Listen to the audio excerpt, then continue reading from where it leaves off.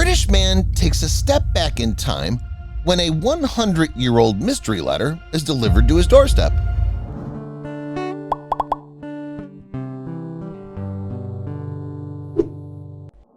When Finley Glenn opened his mailbox that morning, he probably wasn't all that shocked to find a letter addressed to someone else. These things happen. Upon closer inspection, though, the name was wrong, the address was correct. The mystery letter had rightfully made it to his apartment on Hamlet Road, Crystal Palace, England. It took a third look for Glenn to realize just how unique this letter really was. That's because the mystery letter was postmarked 1916.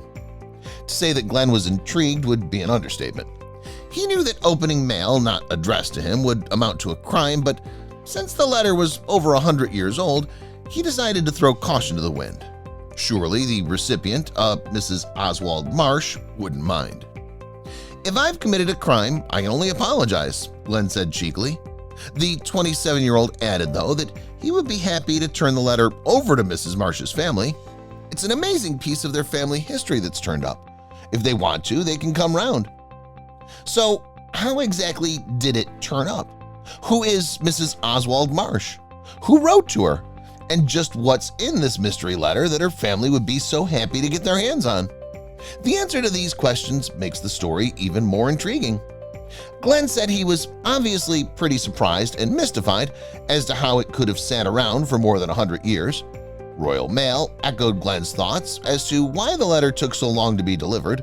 A spokesperson for the mail service admitted, "Incidents like this happen very occasionally, and we are uncertain what happened in this instance." The envelope has a 1-penny stamp with the likeness of King George V. At the time it was sent, George V had been king for 5 years. The intended recipient of the letter was Katie Marsh, the wife of wealthy stamp dealer Oswald Marsh. The letter to his wife was from a friend, Christabel Mennel, the daughter of a tea merchant. She wrote the letter while vacationing in Bath. The letter to "My dear Katie" appears to be a letter of apology. In it, Christabel writes that she is quite ashamed of myself after saying what I did and asks for Katie's help. Stephen Oxford, editor of a local history magazine, was especially keen to take a look at the mystery letter. He said that a piece like this, showing up now, is highly unusual and gives us a lead into local history and people who lived in Norwood, which was a very popular place for the upper middle class.